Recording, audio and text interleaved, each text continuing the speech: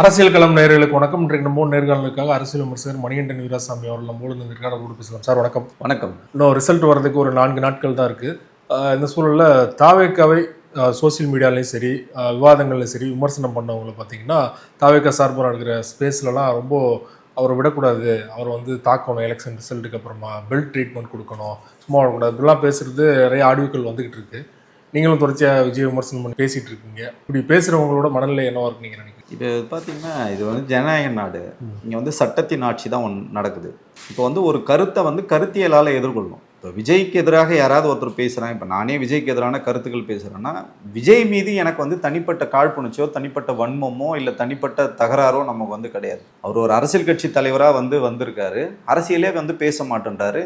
இந்த மண்ணுக்கான அரசியல் பேசலை, இந்த மக்களுக்கான அரசியல் பேசலை, தமிழ்நாட்டுக்கான அரசியல் பேசலை, தமிழ்நாட்டோட பிரச்சனைகளை வந்து பேசலை. அவர் சொந்த வாழ்க்கையை வந்து இதில் வந்து லிங்க் பண்ணுறாரு. அவர் தனிப்பட்ட வாழ்க்கையை, அவரோட விவாகரத்து வாழ்க்கையை இதில் வந்து லிங்க் பண்ணுறாரு.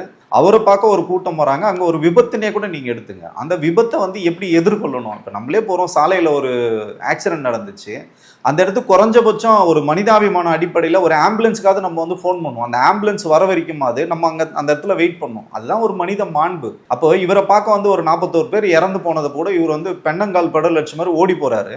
சரி, இவருக்கு தெரியாதுன்னு முட்டு கொடுக்குறாங்க. ஆனாலும் வந்து பத்திரிகையாளர் வந்து கேட்குறாங்க, கேட்கும்போது கூட இவர் வந்து எதுவுமே தெரியாதுன்னு கடந்து வந்து போகிறாரு. 4 நாள் கழிச்சு ஒரு வீடியோ போடுறாரு. அப்போ கூட பார்த்தீங்கன்னா மனதார மன்னிப்பு கேட்கல, யாரோ ஒருத்தர் காரணன்ற மாதிரி தான் இவருன்னு சொல்கிறார். அப்போ இந்த அரசியலை நம்ம வந்து எதிர்கேள்வி கேட்டு தான் ஆகணும். அப்போ நீங்கள் யாருக்கான ஆள்? சரி, ஓகே, நீங்கள் அந்த நேரத்தில் ஒரு பதட்டத்தில் இருந்தீங்கன்னு நம்மளால வந்து புரிஞ்சிக்க முடியுது. அதுக்கப்புறமாவது எல்லா கட்சியும் அந்த விஷயத்தையே பேசுறதை விட்டுட்டாங்க. ஆனால் சிம்பத்தி கிரியேட் பண்ணார். அதை வச்சு தொடர்ச்சியாக அரசியல் களமே வந்து அதை வச்சு தான் நடத்துகிறாருன்னு போது அப்போ நீங்கள் யாருக்கான ஆள் நம்ம வந்து கேள்வி கேட்குறோம். உங்ககிட்ட வந்து உண்மையிலேயே உங்ககிட்ட கருத்து இருந்ததுன்னா நீங்கள் கருத்தையெல்லாம் எதிர்கொள்ளுங்க. இப்போ எனக்கும் பல்வேறு கொலை மிரட்டல்கள் வந்து வருது, உன்னை வந்து போட்டு தள்ளுவான்றாங்க. சொன்னேன், நாங்கள் என்ன கேட்குறேன்னா, விஜயே அரசியலுக்கு எடுத்துகிட்டு வந்தோம். நான் ஜல்லிக்கட்டில் வந்து அவ்வளோ பெரிய ஒரு போராட்டம், உலகமே திரும்பி பார்த்த ஒரு போராட்டம். இன்னும் சொல்ல போனால் பார்த்தீங்கன்னா ஒரு 2வது சுதந்திர போராட்டம் நம்ம வந்து அதை பார்த்தோம். அவ்வளோ தூரம் வந்து வெறும் ஜல்லிக்கட்டை மட்டும் அங்கே பேசலை, தமிழ்நாட்டோட எல்லா பிரச்சனைகளும் பேசணும். காவிரி பிரச்சனை ஆரம்பித்து எல்லா பிரச்சனைகளும் அந்த இடத்துல பேசணும். நதிநீர் பிரச்சனைலேருந்து, விவசாயிகள் பிரச்சனைலேருந்து, கார்பரேட்டுகள் இஷ்யூலேருந்து எல்லாமே அந்த இடத்துல வந்து பேசணும். அந்த இடத்துல அவ்வளோ பெரிய ஓப்பனிங் வந்து விஜய்க்கு என்னால் வந்து கொடுக்க முடிஞ்சதுன்னா, அப்போது அன்னைக்கு நான் ஏன் விஜயை நான் கூப்பிட்டு வந்தேன்னா அவர் அரசியல் மையப்படுத்தணும்னு நம்ம வந்து நினச்சோம். அவரோட வந்து செய்தி தொடர்பாளர் வந்து அவருக்காக நிறைய விவாதங்களை நம்ம வந்து விஜய்க்காக நம்ம வந்து பேசணும்.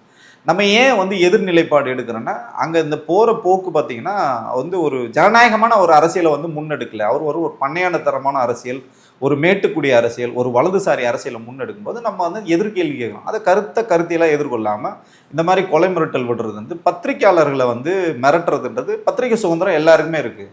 தமிழக முதல்வரை கேள்வி கேட்பாங்க, பிரதமரை கேள்வி கேட்பாங்க, யாரை வேணாலும் ஊடகங்கள் வந்து சுதந்திரமாக செயல்படும். அதுதான் பத்திரிகையோட வேலை. அந்த வேலையை அவங்க வந்து செய்யும்போது குறிப்பாக பத்திரிகையாளர் பேரை சொல்லியே மிரட்டுறாங்க.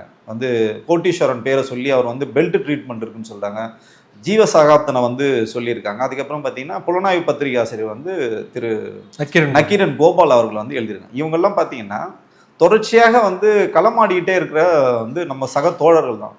இவங்களை வந்து மிரட்டுறதுன்றது உள்ளபடியே நமக்கு வந்து இது எதை நோக்கி நகருது? இவங்கெல்லாம் வந்து இளைஞர்கள், அரசியலே இவங்களுக்கு தெரியாது. ஏதோ எமோஷனில் ஏதோ ஒன்று பண்ணிட்டாங்கன்னா நாளைக்கு அவங்க வாழ்க்கை தான் சீரழிஞ்சு போகும். சட்டப்படி இவங்க மேலே நடவடிக்கை இப்போ கூட எடுக்கலாம், இதுக்காக அவங்க மேலே சட்டப்படி நடவடிக்கை எடுத்தாங்கன்னா அதை எதிர்கொள்கிற அளவுக்கு இவங்களுக்கு எந்த விதமான சட்ட நுணுக்கங்கள் தெரியாது, பேக்கப் இல்லை. சரி, நீங்கள் இவ்வளோ தூரம் விஜய்க்காக பேசுங்க, விஜய் உங்களுக்காக வந்து சப்போர்ட் பண்ண போகிறோன்னா சப்போர்ட் பண்ண போகிறது இல்லை. இதை வந்து இவங்க புரிந்து நடந்து கொள்ளணும்.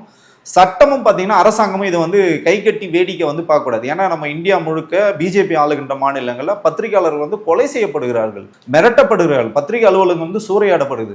அந்த மாதிரி ஒரு கலாச்சாரம் தமிழ்நாட்டுக்கு வந்துருமோன்னு நமக்கும் வந்து அச்சமாக இருக்குது. ஏன்னா நம்மளும் தொடர்ச்சியாக விஜய்க்கு எதிரான கருத்துக்களை வந்து பேசுகிறோம், நியாயமான முறையில் நேர்மையான முறையில் தான் நம்ம வந்து பேசுகிறோம். இதை வந்து அவங்க வந்து வேறு விதமாக பர்சனலாக எடுத்துக்கவே கூடாது. இப்போ நம்ம ஒரு அரசியல் கருத்து பேசுகிறோன்னா அது கருத்து தான். இப்போ நீங்களே கூட உங்கள் ஊடகத்தில் டிஸ்க்ளைமர் எதுக்கு போடுறீங்க? இப்போ நான் பேசுகிற கருத்துக்களை நான் தான் பொறுப்பு, இந்த ஊடகம் வந்து பொறுப்பு இல்லை. ஸோ அப்படி இருக்கும்போது இந்த குறைஞ்சபட்ச ஒரு இந்த அரசியல் அறிவு இதெல்லாம் தெரியாத மக்கள்கிட்ட நம்ம அரசியல் பேச வேண்டியிருக்கு. இவங்களை இன்னும் அரசியல் மயப்படுத்த வேண்டியிருக்கு, இன்னும் வேகமாக நாங்கள் பேச வேண்டியிருக்கு. அந்த தேவை இன்னும் அதிகரித்த தான் பார்க்குறக்காண்டி இவங்க பேசணுக்காக நம்ம வந்து பயந்து போய் மூளையில் முடங்கி போகிறதுனா நூற்றுக்கணக்கான வழக்குகளை நாங்கள் வந்து பார்த்துருக்கோம். நூற்றுக்கணக்கான மக்கள் பிரச்சனைகளுக்காக தான் நாங்கள் வந்து போராடி வழக்குகளை வாங்கியிருக்கோம். இப்போ பத்திரிகையாளர், நீங்கள் ஒரு ஊடகவியலாளர், நீங்கள் எதுக்கு இதெல்லாம் இதெல்லாம் வந்து பேசினீங்கன்னா வெகுஜன மக்களுக்கு நீங்கள் எடுத்துகிட்டு போய் சேர்க்கணும் உங்களோட வேலை. உங்கள் வேலையை யாரும் தடுக்குனாங்கன்னா அது சட்டப்படி அவங்க மேலே நடவடிக்கை வேண்டியது அரசாங்கத்தோட கடமை. தொடர்ச்சியாக வந்து தாவேக்காவினர் மேலே நிறைய நடவடிக்கைகள் எடுத்துட்டு இருக்காங்க. பூத்தில் கூட பார்த்தீங்கன்னா ஒருத்தர் வந்து ஃபோட்டோ எடுத்தார், அவர் மேலே நடவடிக்கை எடுத்தாங்க. அதே போல் வந்து பூத்து போய் வந்து ஜனநாயகன் படம் பார்த்தவங்க வந்து அரெஸ்ட் பண்ணியிருக்காங்க. இந்த மாதிரி தொடர்ச்சியாக நடந்துட்டு இருக்கு. ஆனால் எந்த தைரியத்தில் இவங்க இப்படி பேசுகிறாங்கன்னு நினைக்கிறீங்க? இப்போ இவங்களுக்குலாம் என்னென்னா ஒரு நடிகராக விஜய் வந்து பார்த்துருக்காங்க. இவங்களுக்கும் இப்போ எனக்கும் விஜய்க்கும் தொடர்பு இருக்குது.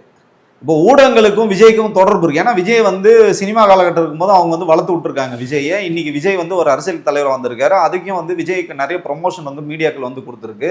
விஜய் நல்லது செய்யும் பட்சத்தில் இந்த மீடியாக்கள் வந்து அவர் வந்து நல்ல விதமாக பண்ணியிருக்காருன்னு சொல்றாங்க. அவர் தவறு செய்யும் பட்சத்தில் இது தவறுன்னு சொல்றாங்க. இதுதான் ஒரு ஊடகத்தோட வேலை. இப்போ உங்களுக்கும் இந்த ரசிகர்களுக்கும் இந்த ஸ்பேஸ்ல பேசணும் விஜய்க்கும் ஏதாவது தொடர்பு இருக்கான்னா எதுவுமே கிடையாது. அவங்க வந்து சினிமாவில் அவரை பார்த்து ரசித்து இருக்காங்க. இவங்களோட சொந்த பணத்தை விஜய்க்காக கொடுத்து விஜயை வந்து பெரிய ஆளாக வளர்ந்து விட்டுருக்காங்க. 100 ரூபா 110 ரூபா டிக்கெட்டை 1000 ரூபா 10,000 வரைக்கும் பார்த்து அவர் வந்து பெரிய ஆளாக்கி விட்டுருக்காங்க. இப்போ அவருக்கு ஒரு சிக்கல். இப்போ விஜய்க்கு எதிரான ஒரு கருத்தை நாங்கள் பேசுகிறோன்னா இது யார் இதுக்கு வந்து பதில் கொடுக்கணும்னு பார்த்தீங்கன்னா, இப்போ திமுகவுக்கு எதிராக நாங்கள் கருத்துக்கள் வந்து சொல்கிறோன்னா திமுகவில் வந்து எங்களுக்கு வந்து பதில் சொல்லுவாங்க. அவங்களுக்கு வந்து ஊடக பிரிவுக்கு வந்து ஆட்கள் இருக்காங்க, செய்தி தொடர்பாளர் இருக்காங்க. அந்த மாதிரி விஜய்க்கு யாருமே இல்லை. அதுதான் சிக்கல். இப்போ நான், ஜெகதீஸ்வரன், ஐயநாதன் அந்த மாதிரி ஆட்கள்லாம் வந்து விஜய்க்காக ஊடகங்களில் பேசும்போது இதே மாதிரி நிறைய விமர்சனங்கள் வரும்போது நாங்கள் வந்து நியாயமான முறையில் நேர்மையான முறையில் அதுக்கு வந்து பதிலடி கொடுத்தோம், தக்க பதிலடி கொடுத்தோம். அவங்க ஆஷா பேசுனா நாங்கள் ஆஷா பேசுவோம், அவங்க வந்து பொலைட்டாக பேசுனா பொலைட்டாக பேசுவோம். நியாயமான முறையில் கருத்தியெல்லாம் தான். யாரையும் வந்து நம்ம வந்து மிரட்டவே இல்லை. விஜயை பற்றி ஏன் நீங்கள் இப்படி ஒரு தரக்குறோம் ஒரு கருத்து சொல்கிறீங்களோ நம்ம சொன்னதே இல்லை. இதுக்கு எனக்கு பதில் சொல்லுங்கன்னு தான் நம்ம வந்து கேட்போம். இந்த மாதிரி இன்றைக்கி ஆட்களே கிடையாது. இவங்க வந்து ஊடகங்களை வந்து பயந்தாங்க. ஊடகங்களில் வந்து போய் பேசுறதுக்கே வந்து ஆட்கள் கிடையாது. வேறு சில ஆட்கள் தாவேக்கா ஆதரவாளர் அப்படி தான் வந்து பேசுகிறாங்களே கண்டி. அப்போ உங்களுக்கு களத்தை எதிர்கொள்கிற அளவுக்கே உங்களுக்கு ஆட்கள் இல்லைம் போது இந்த மாதிரி இன்ஃப்ளூயன்சர் நிறைய பேரை வந்து இவங்க பே பண்ணி ஆட்களை வந்து திரட்டுறாங்க. இந்த வாய்ஸ் ஆஃப் காமன் ஒரு நிறுவனம், ஆதவர்ஜுனாவோட நிறுவனம். அதே மாதிரி பார்த்தீங்கன்னா பிஆர் ஏஜென்சின்னு ஒன்று இருக்குது. அது பார்த்தீங்கன்னா ஜெகதீஷ் பழனிசாமி விஜயோட பிஏ, பிஆர்ஓ, மேனேஜர் எல்லாமே இருக்கிற அவரோட நிறுவனம். இந்த 2 நிறுவனங்கள் வச்சு என்ன பண்ணுறாங்கன்னா இந்த மாதிரி கட்டவிழ்த்து விடுறாங்க. பொய்களை வந்து பரப்புறது, விஜய்க்கு எதிராக பேசினா அவங்கள வந்து தாக்குங்கன்னு சொல்றது, அவங்களுக்கு வந்து திட்டுறதுக்காக நிறைய வந்து பெய்டு பே பண்ணி நிறைய ஐடிகளை வந்து வச்சிருக்காங்க. ஆயிரக்கணக்கான ஐடிகள் வந்து வச்சிருக்காங்க. இப்போ என்னோட ஐடி நல்ல ஃபாலோவர்ஸ் இருக்காங்கன்னா அந்த ஐடியை ஹேக் பண்ணி வந்து எடுத்துக்கிறாங்க, டிவிக்கே வந்து எடுத்துக்கிறாங்க. அந்த மாதிரி பல்வேறு குற்றச்சாட்டுகள் வந்துருக்கு. ஒரு அம்மா பாவம் விவசாயின்னு ஒரு சேனல் வந்து வச்சிருக்காங்க. அவங்க வந்து கிட்டத்தட்ட 1.5 லட்சம் வியூவர்ஸ் வந்து இருக்காங்க. அந்த சேனலே பார்த்தீங்கன்னா வந்து ஹேக் பண்ணி விஜய் அண்ணான்னு சொல்லிட்டு மாற்றிருக்கானுங்க. மாற்றி அந்த அம்மாவோட பொழப்பே போச்சு. அது வந்து கம்ப்ளைண்ட் பண்ணியிருக்காங்க. இதை தான் நம்ம சொல்கிறோம். இது இணையதள கூலிகளை வச்சு நீங்கள் வந்து பொய் பரப்புரைகளை கட்டவிழ்த்து விடுறாங்க. இது எதுவுமே தெரியாமல் வெகுஜன மக்கள், விஜயை ஆதரிக்கிறவங்க, விஜயோட ரசிகர்கள் என்ன பண்ணுறாங்கன்னா கொதிச்சு கொந்தளிச்சு இவங்க என்ன பண்ணுறாங்க, விஜய்க்கு சப்போர்ட் பண்ணுறன்ற பேரில் வழக்குகளை வந்து வாங்குறாங்க. குழந்தைகளை கொன்னுடுவான்றாங்க. எனக்கு பிறந்த குழந்தை தான், நான் வந்து அந்த குழந்தையும் வந்து கொன்னுடுவேன், நானும் வந்து விஷம் குடிச்சு தற்கொலை பண்ணுவேன். ஏங்க விஜய் தோத்தா உங்களுக்கு என்ன, விஜய் ஜெயிச்சா உங்களுக்கு என்ன? உங்க குடும்பத்தை நீங்க போய் பாருங்க. விஜய் தோத்தான்னா விஜய் வந்து தற்கொலை பண்ணிக்க போறாரா, இல்லை விஜய் ஜெயிச்சிட்டா விஜய்க்காக வந்து விஜய் ஃபேமிலியோ இல்லை விஜய் கூட இருந்த நண்பர்களோ ஏதாவது பெருசாக ஏதாவது கட் அவுட் வச்சு பேனர் வச்சு கொண்டாட போறாங்களா? அதெல்லாம் ஒன்றுமே கிடையாது. வெற்றி தோல்வி இங்கே வந்து சகஜம். அதெல்லாம் கடந்து தான் ஒரு அரசியலாக வந்து சினிமாலே அப்படி தானே. விஜய் நடித்த 69 படமும் சக்ஸஸ் ஆயிடுச்சா?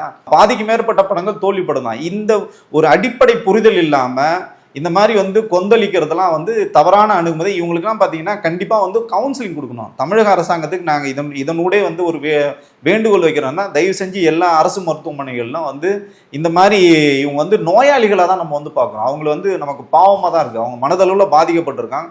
அவங்களுக்கு நிச்சயமாக வந்து நம்ம சிகிச்சை கொடுக்கணும். இப்போ நேற்று பார்த்தீங்கன்னா திருச்செந்தூரில் சாமி தரிசனம் பண்ணார். இன்றைக்கு வந்து சீரடி போயிருக்காரு சாய்பாபா தரிசனம். எல்லாம் தொடர்ச்சியாக அந்த ஒரு ஆன்மீக பயணம் பண்ணிக்கிறேன். ஒரு ஆன்மீக பயணம் போகிறதுல நமக்கு எந்த சிக்கலுமே கிடையாது. ஆனால் நீங்கள் என்ன சொல்லிக்கிறீங்கன்னா நான் பிறப்பால் ஒரு கிறிஸ்துவர் ஜோசப் விஜய்ன்னு சொல்லிட்டு நீங்கள் தான் வந்து சொல்கிறீங்க. அது கூட எதுக்காகனா சிறுபான்மை வாக்குகளை நீங்கள் எடுக்கிறதுக்காக தான் தொடர்ச்சியாக நான் வந்து சிறுபான்மையின் காவலர்னு நீங்கள் ஒரு பக்கம் சொல்லிக்கிட்டு இந்த பக்கம் பார்த்தீங்கன்னா இந்து கோயில்களுக்கு வந்து போயிட்டுருங்க. பூஜை புனஸ்காரம் ஒரு ப்ராப்பரான ஒரு இந்து கூட இதெல்லாம் பண்ணுவாரான்னு வந்து தெரியாது. அந்த அளவுக்கு பார்த்தீங்கன்னா அதிகாலையில் வந்து பூஜை பண்ணுறது, பிரம்ம முகூர்த்தத்தில் வந்து யாகங்கள் வளர்க்குறது, இந்த மாதிரிலாம் வந்து உள்ளபடியே நீங்கள் வந்து பண்ணுறது நமக்கு அதிர்ச்சி அளிக்குது. நீங்கள் அரசியல் தலைவர், அரசியல் பேசணும், அரசியல் கருத்துக்களை வந்து பேசணும், அரசியல் நீங்க வந்து எலெக்ஷனை வந்து முடிச்சிருக்கீங்க, ஒரு முதல் கட்சி முதல் தேர்தலை வந்து நீங்க சந்திச்சிருக்கீங்க, பல்வேறு நெருக்கடிகளை சந்திச்சிருப்பாங்க உங்க தொண்டர்கள்.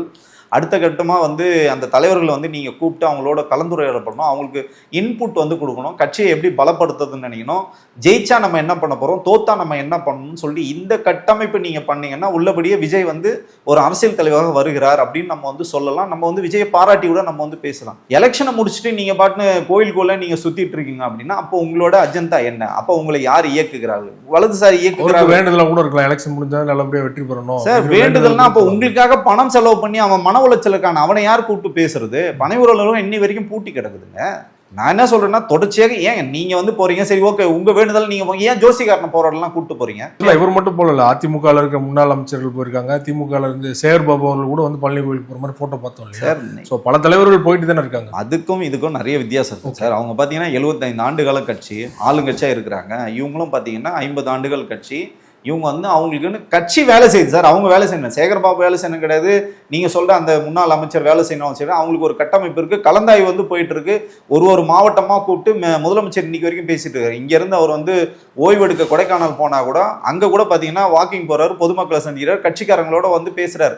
விஜய் அன்னைக்கு முதல் நாள் மட்டும் ஒரு 2 மணி நேரம் ஒரு கலந்தாய்வு கூட்டம் நடத்தி அதுக்கப்புறம் கிளம்பி போயிட்டார். நான் என்ன சொல்றேன்னா இது ஏன் இந்த மாதிரி விஷயங்களை வந்து இது ஒரு பேசும் பொருளாக மாத்துறாரு விஜய். எலெக்ஷனுக்கு முன்னாடியும் விஜய் பத்தி தான் பேசினாங்க, எலெக்ஷன் முடிஞ்சும் பாத்தீங்கன்னா சமூக வலைத்தளங்கள் நீங்க முழுக்க போய் பாருங்க, மெயின் ஸ்ட்ரீம் ஊடகங்கள்ல போய் பாருங்க, ஒரு நாளைக்கு 4 டிபேட் நடக்குது விஜய்க்கு. 6 to 7 ஒரு டிபேட்டு, 7 to 8 ஒரு டிபேட்டு, அதுக்கப்புறம் எத்தனை டிபேட் இருக்கு எல்லா டிபேட்டும் பார்க்குறோம். முழுக்க வேற எதுவுமே கிடையாது. அமெரிக்கா இஸ்ரேல் போர் கூட உங்களுக்கு வந்து டிபேட்டே கிடையாது. இப்போ முழுக்க விஜய் தான். விஜய் எவ்வளவு வாக்கு வாங்குவார், விஜய் எவ்வளவு ஓட்டுகளை வந்து பிரிப்பார், விஜய் 200 தொகுதிக்கு மேல வந்து விஜய் ஒரு செல்லிங் கண்டென்ட், அதனால ஊடகங்கள் அதை பயன்படுத்திக்கிறாங்க இல்லையா சார். இது வந்து திட்டமிட்டு கட்டமைக்கிறாங்கன்னு சொல்றேன் நான். ஓகே, இதை தாண்டி நிறைய பிரச்சனைகள் இங்க இருக்கு. அதெல்லாம் வந்து பேசாம விஜய் வந்து பேசுறாருன்னா அதுதான் சொல்றேன், நம்ம கார்பரேட் அரசியல் இதனால சொல்றோம். கார்பரேட்டுகள் வந்து விஜய்க்காக பேசுகிறார்கள், கார்பரேட்டுகள் வந்து இதுக்கு நிறைய ஃபண்ட் பண்றாங்க, கார்பரேட் வந்து இதை வந்து விஜய் வந்து ஒரு பேசும் பொருளாக தொடர்ச்சியாக வச்சிருக்காங்க. நீ யாரையாவது இந்த மாதிரி பாத்துருங்களா? மோடி கூட 3வது முறை வந்தாருங்க, இந்த மாதிரிலாம் யாரையும் வந்து பேசினதே இல்லை. நானும் கிட்டத்தட்ட 20-25 வருஷமா இந்த அரசியல் களத்தை வந்து பார்த்துட்டு இருக்கேன். நம்ம ஊடகத்துல கிட்டத்தட்ட 10 ஆண்டுகளா தொடர்ச்சியா வந்து இயங்கிட்டு இருக்கோம். இந்த மாதிரி யாருக்குமே ஒரு ஹைப் கொடுத்ததே இல்லை. விஜயகாந்த் நீங்க எவ்வளவு தூரம் இறக்கி காரணமா அவங்க சொல்றது பாத்தீங்கன்னா விஜய் அவர்கள் அரசியல் வந்ததுக்கு அப்புறமா டிஆர்பி ஒரு சாதாரண நிறைய பேர் வந்து மக்கள்லாம் செய்திகள் பார்க்காதவங்க, விவாதங்கள் பார்க்காதவங்க கூட வந்து விஜய்க்காக பாக்குறாங்க, டிஆர்பி உயருது, அவங்க வந்து பிசினஸ்க்காக அதை பண்றாங்க இல்லையா? இல்ல நீங்க அப்ப சமூகத்தின் 4வது தூண் இல்லைங்களா? அப்ப உங்களுக்குன்னு ஒரு பொறுப்பு இருக்கு, கடமை இருக்குல்ல. அப்ப 41 பேருக்கு செத்து போனதுக்கு யார் காரணம்? இந்த ஊடகங்கள் தானே காரணம். இந்த ஊடகங்கள் தானே செய்தி போட்டுக்கிட்டே இருக்காங்க. அவனை வந்து வெறி ஏத்துறாங்கல்ல, ஒரு அந்த கட்சியோட கொள்கை பாடலை போட்டு அவனை வந்து டெம்ப் பண்றாங்க, அவனை வான்னு சொல்லிட்டு கூப்பிட்டு அந்த இடத்துல போய் அவ்வளோ கட்டு கடங்காத கூட்டம். ஏன் இந்த ஊடகங்கள் சொல்லலாம்ல, கூட்டம் அதிகமா இருக்கு வராதீங்கன்னு ஏதாவது ஒரு ஊடகம் சொல்லுதா? விஜய் வரமாட்டாருன்னு ஏதாவது ஊடகம் வந்து சொல்லுதா? வந்து கொண்டிருக்காரு, இதோ வந்து கொண்டிருக்கிறாரு, அந்த கடந்துட்டாரு, இங்க கடந்துட்டாருன்னு சொல்லிட்டு இவங்க கிரியேட் பண்ணி அப்பாவி மக்கள் இறந்து போனாங்க. இந்த ஊடகங்கள் வந்து அதையும் தானே செய்தியாக்குறாங்க. நம்ம என்ன சொல்றோம், நமக்கு ஒரு பொறுப்புணர்வு இருக்குல்ல. உங்களுக்கு டிஆர்பியை தாண்டி உங்களுக்கு யாரோ ஒருத்தர் பணம் கொடுத்து கூட இந்த செய்தியை வந்து போட சொல்றாங்க, டிபேட் நடத்த சொல்றாங்கன்னு கூட நீங்க எடுத்துக்கலாம். அதை தாண்டி ஒரு அறம்னு இருக்குல்ல, ஊடகத்துக்குன்னு ஒரு அறம் இருக்குல்ல. ஸோ அவங்க எண்ட் ஆஃப் த டே நீங்க யாருக்கு இந்த செய்தியை கடத்துறீங்க? வெகுஜன மக்களுக்கு தானே. அந்த மக்கள் பாதிக்கிறாங்கல்ல இதனால. அப்ப நமக்கும் ஒரு கடமை இருக்கு, எல்லாத்துக்கும் ஒரு லிமிட் இருக்குன்னு சொல்றேன். அந்த லிமிட்டோட நீங்க நிறுத்திக்கிட்டீங்கன்னா நல்லது. இதை நம்ம வந்து எதுக்காக சொல்றேன்னா, இதே ஊடகங்கள் இப்ப பேசி விஜய் முதலமைச்சர் என்ற ஒரு மைண்ட் செட்டுக்கு எல்லாருமே வந்துட்டாங்க. அந்த மாதிரி ஒரு நெரேட்டிவ் செட் பண்ணிட்டாங்க. ஒருவேளை விஜய்க்கு பாதகமாக இந்த 4ஆம் தேதி வந்து வருதுன்னு வச்சுக்கலாம். அப்ப எத்தனை பேர் வந்து தற்கொலை பண்ணிப்பான்னு தெரியாது. இப்பயே பாத்தீங்கன்னா சமூக வலைதளங்கள்ல வந்து பதிவிடுறாங்க, நான் வந்து என் அண்ணன் தோத்துட்டா கையை வெட்டிப்பான்னு ஒருத்தன் சொல்றான், ஒருத்தன் நான் காலை வெட்டிப்பான்னு சொல்றான். சொல்லாமலேன்னு ஒரு படம் வந்தது, லிவிங்ஸ்டன் வந்து நாக்க வெட்டிப்பார், அந்த மாதிரி ஒருத்தன் நாக்க வெட்டிப்பான்னு சொல்றான். ஸோ இதெல்லாம் வந்து நம்ம அனுமதிக்க முடியாது. இது வந்து ஒரு கற்றறிந்த ஒரு மாநிலம். நம்ம வந்து முன்னேறிக்கிட்டு இருக்கோம். இன்னைக்கு எல்லாத்தோட ஓய்வு பெற்ற நீதிபதி கிருபாரன் அவர்கள் கூட வந்து ஓய்வு பெற்ற நீதிபதி சொல்றாரு, பல மருத்துவர்கள் வந்து சொல்றாங்க. ஸோ இதெல்லாம் நமக்கு வந்து கடமை இருக்கு இல்லைங்களா? நம்ம மக்களை வழிநடத்த வேண்டியது நம்ம கடமை இல்லை. எல்லாமே எதுக்காக இயங்குது? மக்களுக்காக தான். அரசாங்கமே எதுக்காக இயங்குது? வெகுஜன மக்களுக்காக தான் வந்து இயங்குது. அப்ப நமக்கு இது கடமை இருக்குன்னு சொல்றேன். நான் விஜய் வந்து நீங்க போட்டி புகழ்ந்து பேசுங்க, நம்ம வேணான்னு சொல்ல அவர் கொள்கை பாடலை போட்டுங்க, நான் வேணா சொன்னேன்.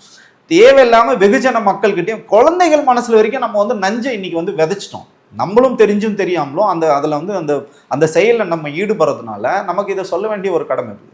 எல்லாத்துக்கு மேல சிகரம் வைத்ததோட விஜய் என்ன சொல்றாருன்னா, லாஸ்ட் மினிட்ல குட்டீஸ் விஜய் எங்களுக்காக உங்க அப்பா அம்மா கிட்ட போய் பேசுங்க, வந்து நீங்கள் எப்படி ஒரு கிண்டர் ஜாய்க்கு வந்து அடம் பிடிப்பீங்க, ஒரு சாக்லேட்டுக்கு அடம் பிடிப்பீங்க, ஒரு ஐஸ்கிரீமுக்கு அடம் பிடிக்கிற மாதிரி உங்கள் அப்பா அம்மா அங்கிள் மாமா சித்தி சித்தப்பா பெரியப்பா எல்லாரையும் வந்து விஜய் அங்கிளுக்கு ஓட்டு போட வைங்கன்னு சொல்லும்போது அந்த குழந்தைகள் எதுவுமே தெரியாது. அவங்க விஜய் அங்கிள் வந்து சினிமாவில் பார்த்துருக்காங்க, அவர் பாட்டு பிடிக்கும், டான்ஸ் பிடிக்கும், அவர் பண்ணுற காமெடி பிடிக்கும். அப்போ விஜயம் அவங்களுக்கு வந்து பிடிக்கும். அரசியல்னா என்னன்னு தெரியாது, அரசியல் அவர் வந்து என்ன அவரோட கொள்கை என்ன அந்த குழந்தைகளுக்கு எதுவுமே தெரியாது. அப்பா அம்மா கிட்ட போய் அழுகுறாங்க, அடம் பிடிக்கிறாங்க. விசிகேவை சார்ந்த ஒரு தோழர் வந்து பார்த்தீங்கன்னா கம்ப்ளைண்டே வந்து பண்ணியிருக்காரு. இப்போ பல குழந்தைகள் வந்து மனதளவில் வந்து பாதிச்சிருக்காங்க. பள்ளிகளை வந்து சேர்க்குற நேரம் ஸ்கூல் ஃபீஸ் கட்ட முடியாது, இந்த அந்த தாயும் தந்தையும் இன்னைக்கு வந்து அவசரப்பட்டு இருக்காங்க. இந்த மாதிரி ஒரு சூழல்ல விஜயோட அரசியல் குறித்து அவங்களுக்கு என்ன தேவை இருக்கு? எலெக்ஷன் முடிஞ்சது, ஓட்டு போட்டாங்க, அதோட நம்ம கடந்து போனோமா? எலெக்ஷன் முடிஞ்சு இத்தனை நாள் ஆச்சு, இன்னைக்கு வரைக்கும் விஜய் சார்ந்த விவாதங்கள் வந்து போயிட்டு இருக்கும்போது இதை வந்து தவிர்க்கணும். குழந்தைகள் நல அமைப்புகள்லாம் பார்த்தீங்கன்னா விஜய் மேலே இன்னைக்கு வழக்கு தொடர்ந்துருக்காங்க. நமக்கு என்னன்னா பிரச்சனை வந்து இப்போ யாரோ ஒருத்தர் விஜய்க்காக தற்கொலை பண்ணிக்கிறனா பிரச்சனை இல்லை, என் குழந்தைய நான் கொன்னுடுவன்றதுனால நீங்க விஜய் ரசிகராக இருந்ததுக்காக அந்த குழந்தை என்ன பாவம் பண்ணுச்சு, அந்த குழந்தைய வந்து கொலை பண்றது உங்களுக்கு யார் இந்த ரைட்ஸை வந்து கொடுத்தாங்க? இதை வந்து பேசணும், யாரும் வந்து பேசுறதுல கடந்து வந்து போறாங்க. பட் என்ன நடந்தாலும் சரி, விஜய் ரசிகளை நம்ம வந்து என்ன நமக்கு கொலை மிரட்டல் விட்டாலும் சரி, அவங்க என்னதான் மிரட்டினாலும் சரி, அதை வந்து சட்டப்படி நம்ம அணுகும். கருத்தையெல்லாம் நம்ம எதிர்கொள்ளும். இந்த கருத்துக்களை நாங்கள் வந்து பின்வாங்க போகிறது தொடர்ச்சியாக விஜய்க்கு எதிராக இதை வந்து பேசி தான் ஆகணும். விஜயே திருந்தாத வரைக்கும் இல்லை விஜய் திருந்த வரைக்கும் நம்ம வந்து பேசி தான் ஆகணும். குறிப்பாக விஜய் அவர்கள் திருச்செந்தூர் போனப்போ அந்த ஜோசியரும் கூட போனதை நம்ம ஃபோட்டோக்கள்லாம் பார்க்க முடியுது. ஆனால் அவர் வந்து ஜோசியர் மட்டும் இல்லை, அவர் கூட கல்லூரியில் படித்தவர் அப்படிலாம் வந்து சொல்லிட்டு இருக்காங்க தாவக. இல்லை, அவர் பார்த்தீங்கன்னா ரட்டன் பண்டிட்னு சொல்லிட்டு அவர் வந்து நிறைய ஊடகங்களில் வந்து பேசிட்டு இருந்தவர். அவர் வந்து ஒரு ஜோசியம் பேசுகிறவர் அந்த மாதிரி தான் இருந்தவர்.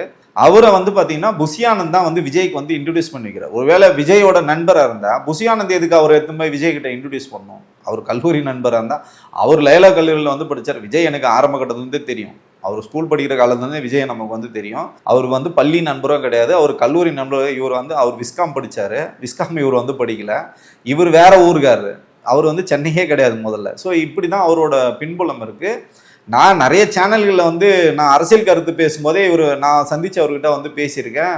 அவர் பார்த்தீங்கன்னா இந்த ஜோதிடம் சார்ந்த இன்டர்வியூக்காக வந்து வருவார். அப்போ நானே அவரோட வந்து நிறைய வந்து பேசியிருக்கேன். அப்போ தான் அவருக்கு வந்து விஜயை பற்றி நாங்கள் அவருக்கு வந்து சொல்கிறோம், இப்படி நீங்கள் என்ன கண்டென்ட்டுக்காக பேச வந்தீங்கன்னா நான் விஜய்க்காக பேசிகிட்டு இருக்கேன்னா, அப்படியா நல்லது, நான் கூட விஜய் ஃபேன் தான், விஜய் எனக்கு ரொம்ப பிடிக்கணும், அப்படி தான் அவர் பேசுவாருங்க. அப்போ அவர் எங்ககிட்ட பகிர்ந்துருக்கணும்ல, இல்லைங்க நான் விஜயோட ஸ்கூல் மேட்டு, நான் காலேஜ் மேட்டு, இல்லை நான் சொந்தக்காரர், ஏதாவது சொல்லணும்ல. ஸோ அந்த மாதிரிலாம் எதுவுமே கிடையாது. இவங்க வந்து என்ன பண்ணால் திட்டமிட்டு அந்த மாதிரி ஒரு கட்டமைப்பை வந்து உருவாக்குறாங்க. ஆக வெகுஜன மக்கள் நம்புறாங்க, எது சொன்னாலும் மக்கள் வந்து நம்புறாங்க. அதுதான் இவங்களுக்கு வந்து பெரிய ஒரு ப்ளஸ்ஸாக இருக்குது. ஏன்னா லட்சக்கணக்கான ஐடிகளை வந்து வச்சுருக்காங்க, பே பண்ணி ஒரு சிறிய தொகை கொடுத்து வந்து பேசுகிறாங்க. அந்த ஐடிகள் வந்து விஜய்க்காக வந்து சப்போர்ட் பண்ணி பேசுறது உள்ளபடியே நமக்கு இதுதான் அதிர்ச்சி அளிக்குது. அவருக்கும் விஜய்க்கும் எந்த விதமான சம்பந்தம் இல்லை. அவர் வந்து பே பண்ணி அவருக்கு மாதம் சம்பளம் கொடுத்து ஒரு ஜோசியக்கார கட்சியில் வச்சிருக்காங்க. அதை தாண்டி அவர் வந்து செய்தி தொடர்பாளர், தாவேகாவோட தாவேகாவோட அஃபிஷியல் செய்தி தொடர்பு. அந்த இது கூட நான் அவங்களுக்கு அனுப்புறேன், நீங்க பாருங்க. அவர் பேரே வந்து போட்டிருப்பாங்க செய்தி தொடர்பு. ஆக்சுவலா அவருக்கு வந்து வேட்பாளர் கொடுக்க வேண்டியது, இந்த எலெக்ஷன்ல அவருக்கு வந்து சீட்டு கொடுக்க வேண்டியது. ஸோ எங்களை மாதிரி ஆட்கள் வந்து கடுமையாக விமர்சனம் பண்ணுன்றதுக்காக அவருக்கு வந்து கொடுக்கல. வரும் காலங்கள் நிச்சயமாக உள்ளாட்சியிலோ இல்லைன்னா பார்லிமெண்ட் எலெக்ஷனோ நிச்சயமாக அவருக்கு வந்து ஒரு சீட்டு கன்ஃபார்மாக வந்து விஜய் வந்து கொடுப்பார். எக்ஸிட் போல்ஸ் வந்து இன்றைக்கு ஈவினிங் வந்து வர இருக்குது. ஸோ எக்ஸிட் போல்ஸ் வச்சு நம்ம ஒரு முடிவுக்கு வந்துடலாமா? நிச்சயமாக வரலாம். நம்ம வந்து எல்லா எக்ஸிட் போலும் சரி, முன்னாடி வந்து எல்லாமே பார்த்தீங்கன்னா திமுக வந்து மறுபடியும் வந்து ஆட்சி இருக்குது. ஃபுல் மெஜாரிட்டியில் தொங்கு சட்டசபையெல்லாம் வந்து கிடையாது. இதில் நமக்கு அதிர்ச்சிகரமான செய்தி என்னன்னா, நம்மளே வந்து சொல்லியிருக்கோம் விஜய் வந்து பெருவாரியாக தாக்கத்தை ஏற்படுத்த மாட்டார்னு சொன்னோம். ஆனால் பல்வேறு தாக்கங்களை விஜய் வந்து ஃபேக்ட்டுங்க வந்து ஏற்படுத்தியிருக்கு. ஆனால் இங்கே என்ன ஃபேக்ட்னு பார்த்தீங்கன்னா, அதிமுகவோட ஓட்டுகளை வந்து விஜய் நிறைய இடத்துல வந்து பிரிச்சிருக்காரு, நாம் தமிழர் ஓட்டுகளை வந்து நிறைய இடத்துல வந்து பிரிச்சிருக்காரு. விஜய் சென்ற முறை திமுக ஓட்டு போட்டவங்க கூட இந்த மாதிரி முறை வந்து மாத்தி ஓட்டு போட்டிருக்காங்க இல்லையா? நிச்சயமா போட்டோம். அதிமுக ஓட்டு மட்டும் பிரிச்சாருன்னு சொல்ல முடியுமா? அது என்னன்னு பாத்தீங்கன்னா, ஒரு 5% ஓட்டு வந்து திமுகவோட ஓட்டை வந்து பிரிச்சிருக்காரு. இப்ப 40ல இருந்து அவங்க 47 போக வேண்டியதானா, அவங்க நிறைய அவ்வளவு வெல்ஃபேர் ஸ்கீம் வந்து பண்ணியிருக்காங்க. பெருசா வந்து உங்களுக்கு வந்து ஆன்டி இன்கம்பன்சி வந்து கிடையாது. அதே மாதிரி பாத்தீங்கன்னா கடந்த 9 ஆண்டுகளாக வந்து இன்டாக்ட் கூட்டணி வச்சிருக்காரு. 24க்கு மேற்பட்ட கட்சிகளை வந்து வச்சுக்கிறேன். இதெல்லாம் வந்து பிளஸ் 50+ போக வேண்டியது பார்த்தீங்கன்னா குறைஞ்சிருக்கு. இப்போ வந்து ஒரு 40+ இல்லைன்னா வந்து 45+ அந்த மாதிரி போயிருக்கலாம். ஒரு 5 to 7% வந்து திமுக போட வாக்குகள் வந்து நிச்சயமாக விஜய் வந்து ஸ்பாயில் பண்ணியிருக்காரு. அதெல்லாம் வந்து நமக்கு மாற்று கருத்தே இல்லை. ஆனா இந்த பக்கம் பாத்தீங்கன்னா அதிமுகவில் 10%க்கு மேல அவர் வந்து எடுத்திருக்காரு. இங்கேயே உங்களுக்கு பாத்தீங்கன்னா இங்க 10 ஒரு 5னா கூட 15% சொலையா விஜய்க்கு வந்து ஓட்டுகள் வந்துச்சு. அவரோட வாக்குகள் அந்த வந்து முதல் தலைமுறை வாக்காளர்கள் அவரோட ரசிகர்கள் இருக்கலாம். இந்த வாக்கு வந்து ஒரு 5% வந்தா கூட பாத்தீங்கன்னா கண்டிப்பா அவர் வந்து ஒரு 20% போறதுக்கான வாய்ப்புகள் வந்து இருக்கு. ஈஸியா அவர் வந்து வாய்ப்பு இருக்கு. அதை தாண்டி களத்துல எது மேல முதல் இடத்துல வந்து பாத்தீங்கன்னா ஆட்சி கட்டல வந்து திமுக மறுபடியும் அமருகிறது. எதிர்கட்சியாக வந்து அதிமுக தான் வருது. 3ஆம் இடம் நிச்சயமாக விஜய்க்கு வந்திருக்கிறது. ஒரே ஒரு தொகுதி வந்து அவருக்கு வந்து ஒரு நல்ல பிரகாசமான வாய்ப்பு வந்து பெரம்பூர்ல இருக்கிறத வந்து நம்ம வந்து பாக்குறோம். இதுதான் கலை யதார்த்தம். விஜய் அவர்கள் ஆதரவா பேசுறவங்க எல்லாருமே பாத்தீங்கன்னா விஜய் வந்து தனிப்பெரும்பான்மை ஆட்சி அமைச்சிருவார் அப்படிதான் பேசுறாங்க. அப்படிதான் பேசி ஆகணும், அதுல மாற்று கருத்து. விஜய் அவர்கள் வந்து நம்புறாரா நம்ம வந்து சிங்கிள் மெஜாரிட்டியில் வந்து சிஎம் ஆயிடலாம்? இல்ல, விஜய்க்கு வந்து தெரியும், அவருக்கு நிச்சயமா கலை யதார்த்தம் வந்து தெரியும். அவங்க சொல்ற மாதிரி ஐஎஸ் ரிப்போர்ட் வந்து இப்போ ஒரு தம்பி ஒருத்தர் பேசுறாரு, அனந்தஜித்னு ஒருத்தர் வந்து பேசுறாரு. ஐஎஸ் ரிப்போர்ட் அவர் கையிலே எதுவுமே கொடுத்த மாதிரி பேசுறாரு. ஐஎஸ் ரிப்போர்ட்னா ஃபர்ஸ்ட் உங்களுக்கு என்னன்னு தெரியுமா? இந்த மாதிரி கட்சிகளுக்கு வந்து கொடுக்க மாட்டாங்க. உளவுத்துறை வந்து என்ன பண்ணுவாங்கன்னா ஒரு இன்டிமேஷன் வந்து சொல்லுவாங்க. யாருன்னா அதிகாரத்தில் இருக்குன்னு சொல்லுவாங்க. சரி, இந்த மாதிரி உங்களுக்கு எதிரான மனநிலை இருக்கு, ஆதரவான மனநிலை இருக்குன்னு தான் சொல்லுவாங்க. கண்டி நீ இவ்வளோ சீட்டு ஜெயிச்சிருவீங்க, இவ்வளோ பர்சன்டேஜ் ஜெயிச்சிருவீங்களா எந்த உளவுத்துறையும் வந்து சொல்லாது. அது சொல்றது அவங்க வேலையும் கிடையாது. ஏன் இதை கூட அவங்க சொல்லுவாங்கன்னா, ஏதாவது நாளைக்கு ஏதாவது பெருசா வந்து கலவரங்கள் வரும், நாளைக்கு ஏதாவது பிரச்சனைகள் வந்தால் அரசு இயந்திரம் வந்து இதை எதிர்கொள்ள தயாரா இருக்கணும். இந்த அளவுல தான் வந்து சொல்லுவாங்க. ஏன்னா நம்ம வந்து தொடர்ச்சியாக அரசியல் களத்தில் வந்திருக்கோம், பல அரசியல் தலைவர்களை வந்து பார்த்துருக்கோம். நானே வந்து நிறைய இந்த மாதிரி நிறுவனங்களுக்கு வந்து வேலை பார்த்து கொடுத்துருக்கோம். நாங்கள் எலெக்ஷன் வேலை வந்து பார்த்து கொடுத்துருக்கோம். இப்படி தான் நடக்கும். கண்டி போய் இவரை கூப்பிட்டு அனந்தஜித்தை கூப்பிட்டு இந்தாங்க இதுதான் வந்து உளவுத்துறை ரிப்போர்ட்லாம் சொன்னாங்கன்னா அந்த உளவுத்துறை அதிகாரி வந்து வேலையில் இருக்க மாட்டார். இது வந்து இதெல்லாம் ஃபர்ஸ்ட் அவங்க வந்து அன்னோன் பர்சன் கிட்ட, 3வது நபர்கிட்ட வந்து சொல்லவே மாட்டாங்க. இப்போ என்னோட உறவினர் கூட உளவுத்துறையில் இருக்காரு, அவர் எந்த விதமான தகவலும் எனக்கு வந்து கொடுக்க மாட்டார். நானே கூட கேட்பேன் சொல்லுங்கன்னா கூட சொல்ல மாட்டாங்க. ஏதோ அவங்க வந்து அப்படிதான் ப்ரொஃபஷனலாக இருப்பாங்க, அப்படிதான் அவங்களுக்கு வந்து ட்ரைனிங்லேருந்து சொல்லியிருக்காங்க. இது ஒரு கட்டமைப்பு. இதெல்லாம் வந்து யார்கிட்ட வந்து ஷேர் பண்ண நீங்கள் அடிச்சு விடணும் முடிவு பண்ணிட்டீங்கன்னா இதெல்லாம் வந்து சொல்லி ஒரு நெரேட்டிவ்லாம் நீங்கள் செட் பண்ண முடியாது. இப்போ என்ன சொல்கிறாங்கன்னா, இன்னும் ஒரு படி மேலே போய் விஜய் ஆதரிக்கிறவங்க ஊடகங்களில் விஜய்க்காக பேசுகிறவங்க என்ன சொல்கிறாங்கன்னா, ஒரு ரேஷன் கார்டுக்கு வந்து 3 ஓட்டு போட்டிருக்காங்க.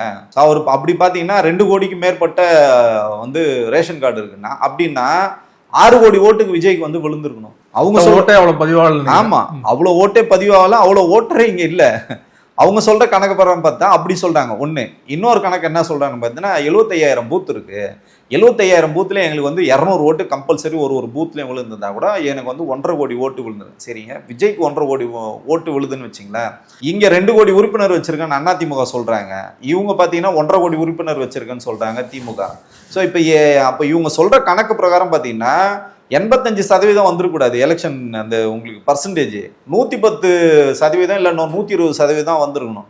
இதெல்லாம் பார்த்தீங்கன்னா சும்மா ஒரு நெரேட்டிவ் செட் பண்ணுறாங்க. இந்த மாதிரி ஒரு பிம்பத்தை கட்டாங்க. கலவ யதார்த்தம் வந்து அது கிடையாது. விஜய் கண்டிப்பாக ஒரு நல்ல ஸ்கோர் பண்ணுவார். முதல் தேர்தலில் அங்கீகரிக்கப்பட்ட கட்சியாக வரும் தாவேகா, அதெல்லாம் நமக்கு மாற்று கருத்தே இல்லை. எல்லா இடத்துலையும் ஓரளவுக்கு வந்து டீசெண்டான ஸ்கோர் வந்து பண்ணியிருக்காங்க. அதை நீங்கள் நல்லபடியாக எடுத்துகிட்டு போங்க, களமாடுங்க. அப்படிதான் நம்ம வந்து சொல்றோம். கண்டி மக்களை வந்து குழப்பாதீங்க. விஜய் கண்டிப்பாக இப்போ ஒரு வேண்டுகோள் வைக்கணும். 4ஆம் தேதிக்கு முன்னாடி விஜய் கண்டிப்பாக ஒரு வேண்டுகோள் வைக்கணும். யாரும் தவறான முடிவுக்கு வந்து போகாதீங்க. வெற்றி தோல்வி சகஜம். வெற்றியாக இருந்தாலும் தோல்வியாக இருந்தாலும் நான் முழு பொறுப்பு இருக்கிறேன். ஸோ உங்களை வந்து நீங்கள் உங்களை வருத்திக்காதீங்க, நீங்கள் எந்த விதமான தவறான முடிவுக்கு வந்து போகாதீங்கன்னு பர்டிகுலராக தாய்மார்களுக்கு சொல்ல வேண்டிய அவசியம் இருக்குது.